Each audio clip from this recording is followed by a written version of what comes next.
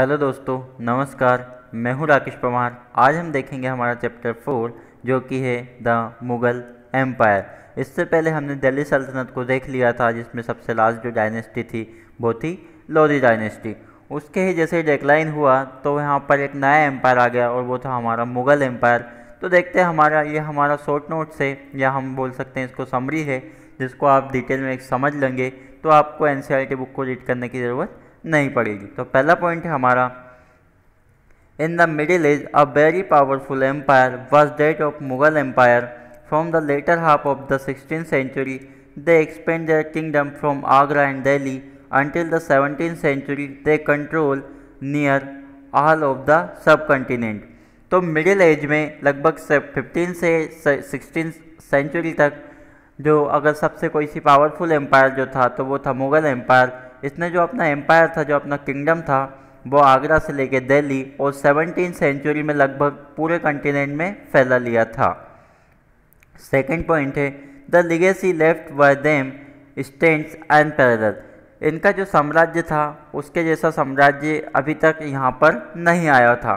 अब आगे हम देखते हैं हु वेयर द मुगल्स। जो मुगल्स थे वो कौन थे? तो the Mughals were descendants of two great lineage of ruler from their mother side they were descendant of Genghis Khan and from the father side they were the descendant of Taimur। तो जो Mughal empire थे वो दो तरह से हम उसको देख सकते हैं, एक उनकी मदर साइड से और एक उनको फादर साइड से। तो मदर साइड से जो थे वो थे जंजिस खान उनके, और जो फादर साइड से हम देखे जाए तो वो थे तैमूर। अब हम बात कर लेते हैं मुग़ल मिलिट्री कैंपेजन। तो जो मुग़ल एम्पायर था उनका मिलिट्री कैंपेजन कैसा था? तो Babur the first Mughal empire capture Delhi in 1526 by defeating Ibrahim Lodi in the battle of Panipat. तो हमने देखा था कि जो हमारी दिल्ली सल्तनत है उसमें जो लास्ट एम्पायर था वो था लोधी डायनेस्टी का। तो लोधी डायनेस्टी में जो इब्राहिम लोदी थे उनको हराकर बाबर ने यहाँ पर क्या करा, अपना साम्राज्य विस्थापित कर लिया था, इस्टेब्लिश कर लिया था। सेकेंड है Humayun capture Delhi back in 1555। Humayun ने वापस दिल्ली पे पूरा कब्जा कर लिया था 1555 सेंचुरी में। थर्ड है हमारा अकबर कैप्चर चित्तौड़, रणथंबोर, गुजरात, बिहार, बंगाल, कश्मीर, बेरर, खंडेश एक्सेट्रा। जो अकबर थे उन्होंने चित्तौड़गढ़ जो है हमारा राजस्थान में, रणथंबोर जो भी राजस्थान में है, गुजरात, बिहार, बंगाल, कश्मीर, इन सभी जगहों पर अपना एम्पायर इस्टेब्लिश कर लिया था। फिर फोर्थ पॉइंट है हमारा Jahangir to comparison against Sikhs and arms. जो जहांगीर थे उन्होंने अपना एक कैंपेन खोला था सिख और आर्म्स के बीच में, वो सिखों को पसंद नहीं करते थे। फिफ्थ पॉइंट है हमारा शाहजहां कैप्चर्ड अहमदनगर एंड बीजापुर। और जो शाहजहां जब आए तो उन्होंने अहमदनगर और बीजापुर को अपने अंडर ले लिया था। सिक्स पॉइंट पे आता है Aurangzeb bagged a long battle in the Deccan. और जो औरंगजेब थे उन्होंने डेक्कन को लेकर काफ़ी लड़ाइयाँ लड़ी और लास्ट में जाकर उन्होंने डेक्कन को भी अपने अंडर में ले लिया था। अब हम देखेंगे Mughal tradition of succession. Mughal जो है वो किस तरह से सक्सेसफुल हुए। तो number 1, the Mughal did not believe in the rule of primogeniture where the eldest son inherited his father estate. जो मुग़ल थे वो विश्वास नहीं रखते थे प्रीमोनिटेड, मतलब कि राजा के बाद जो होगा वो दूसरा राजा बने, ये इस पर विश्वास नहीं करते थे। वो क्या करते थे, राजा के बाद उसके जो नीचे के जो सन होते थे उसमें से जो बड़ा सन होता था, बड़ा लड़का जो होता था, उसी को गद्दी पर बिठाते थे। सेकेंड है हमारा they follow the custom of coparcenary inheritance और a division of inheritance among all the son. और वो फॉलो करते थे, जो उनके लड़के जो सन हुआ करते थे उनको अलग अलग एम्पायर वो दे दिया करते थे।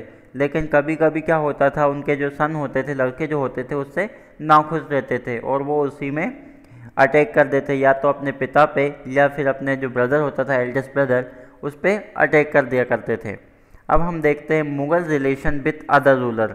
जो मुग़ल थे उनके बाकी के जो राजा थे उनके साथ कैसा रिलेशन था। तो पहला पॉइंट है हमारा the Mughal ruler campaign constantly against ruler who refuse to accept their authority. Mughal जो रूलर थे उनसे कंपेरिजन ऐसा चलाते थे कि जो बाकी के जो रूलर है वो उनकी जो बातें हैं उनको एक्सेप्ट करें। अगर वो ऐसा नहीं करते थे तो उसके अगेंस्ट रहते थे वो।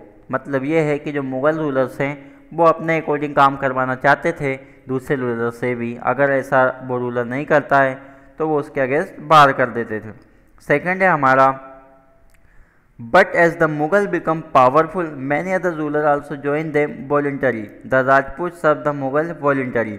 अब बाकी के जो रूलर थे वो ज़्यादा पावरफुल नहीं थे, जो मुग़ल थे वो काफ़ी पावरफुल थे, तो जो छोटे छोटे रूलर हुआ करते थे वो मुग़ल के साथ पार्टिसिपेट करते थे। थर्ड है हमारा, Mughal gave mansab and jagirs which help them to expand their territories.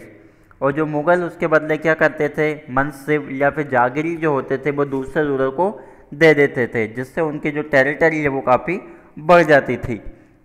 Fourth है हमारा, the main source of income available to Mughal ruler was tax on the produce of the peasantry. और जो मुग़ल एम्पायर है उसका मेंटेनेंस का या आर्मी का जो काम चलता था वो मेनली किससे चलता था, तो टैक्स कलेक्ट करते थे। और वो टैक्स कलेक्ट किससे करते थे, तो पीसेंट से करते थे। अब हम बात कर लेते हैं अकबर के बारे में। तो अकबर की जो पॉलिसीज़ थी वो कैसी थी। तो number 1, Akbar work are found in the book Akbarnama written by Abul Fazl. Akbar ने जो काम किया था इस समय में वो हमें उसकी बुक अकबरनामा में मिलता है और जिसको लिखा था अबुल फजल ने। सेकंड पॉइंट है हमारा, Akbar divided his kingdom into province called subahs govern by सूबेदार।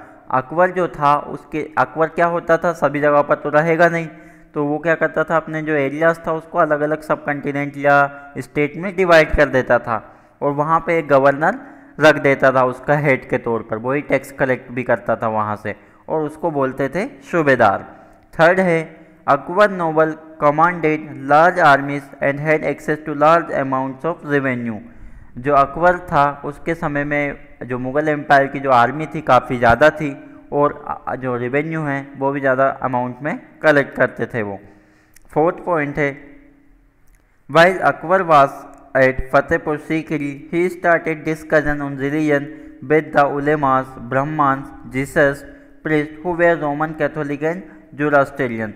जब अकबर फतेहपुर सीकरी में था तो उन्होंने अलग अलग रिलीजन के बारे में भी जानना चाहा। उन्होंने ब्राह्मण्स के बारे में जाना, जीसस के बारे में जाना और रोम के बारे जो कैथोलिक से वहाँ के और जो जोरास्ट्री से उनके बारे में भी उन्होंने जाना और उनसे सारे चीज़ों से वो सहमत हुआ करते थे। फिफ्थ पॉइंट है हमारा, the discussion took place in the इबादत खाना। और जहाँ पे इन सारे रिलीजन का जो डिस्कशन होता था वो होता था इबादत खाना में। सिक्स्थ पॉइंट है हमारा, Akbar realise that religious scholar emphasise ritual and dogmas were often bigots. Akbar को ऐसा लगा कि जो रिलीजियस स्कॉलर्स है वो डेवलपमेंट के लिए काफ़ी इम्पोर्टेंट हैं। सेवन्थ पॉइंट है हमारा, it let Akbar to the idea of शुल्किल और यूनिवर्सल पीस। और इसी से उसको यूनिवर्सल पीस विश्व शांति के लिए आइडिया आया और वो उसी के लिए काम करने लगा। फिर 8th नंबर पे आता है हमारा, Shahjahan and Jahangir also follow this principle. और जो विश्व शांति का जो देकर गया था अकबर, उसी को उसके नीचे जो आए रूलर शाहजहाँ और जहांगीर उनने भी उसको फॉलो करा। अब उसके आगे हम देखते हैं the Mughal empire in the 17th century and after.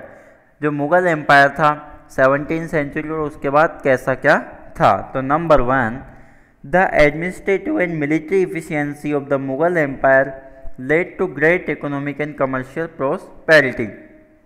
तो यहाँ का जो एडमिनिस्ट्रेटिव सिस्टम था, जो मिलिट्री था वो काफ़ी अच्छा था और जो उनकी इकोनॉमिक और कमर्शियल कंडीशन थी वो भी काफ़ी अच्छी थी। सेकंड है हमारा, the Mughal empire and their mansabdar spent a great deal of their income on salaries and goods. और जो काम करने वाले होते थे, जो नीचे वाले जो लोग होते थे, आर्मी का जो हेड होता था, उनको काफ़ी अच्छी इनकम हुआ करती थी, अच्छी सैलरी और गुड मिला करते थे, वो अपने काम से खुश रहा करते थे। थर्ड है हमारा, the wealthier peasantry and artisanal groups the merchant and the banker profited in the economic world. और जो उसके नीचे के जो लोग हुआ करते थे, जो वेल्थी या आर्टिशन या पीसेंट जो या बैंकर जो पीपल हुआ करते थे, उनकी भी काफ़ी एक इकोनॉमिक कंडीशन काफ़ी अच्छी रहती थी, उनको भी काफ़ी प्रॉफिट होता था।